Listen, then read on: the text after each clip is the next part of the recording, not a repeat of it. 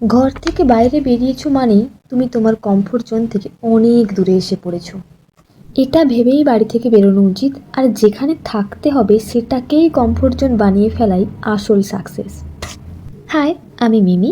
Relocate two এর new city জার্নিতে তোমাদের স্বাগত। দিল্লি ছেড়ে আবার একটি নতুন শহরে এসে পড়েছি, দেরাদুন। নতুন শহরে এসে প্রথম কাজ হলো থাকার জায়গা খোঁজা। বাঙালিদের জন্য অবাঙালিদের এসে বাসা খোঁজার মতো ডিফিকাল্ট কাজ আর কিচ্ছুতে নেই। উপায় দুটো, এক পিজি বা পেইং গেস্ট, যেখানে মোস্টলি ভেজ খাবার খেতে হবে, অবাঙালিদের সঙ্গে রুম শেয়ার করে থাকতে হবে।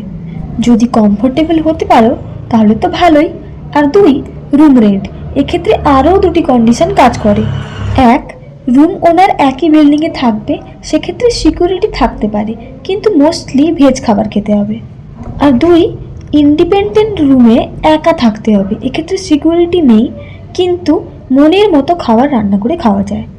চাইলে চেনা বন্ধুর সঙ্গে রুম শেয়ার করতেই পারো, কিন্তু একটা ফ্রি অ্যাডভাইস দিই, কোনো দিন কখনো কোনো অফিস কলিগের সঙ্গে রুম শেয়ার করা উচিত নয়।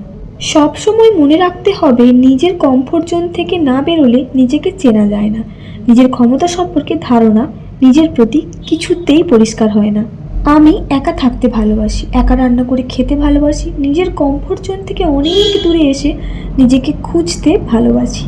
কারণ কমফোর্ট জোন থেকে না বেরোলে বড় হওয়া যায় না। এখন আসি, বাকি কথা কাল হবে। তাড়াতাড়ি ফলো করো।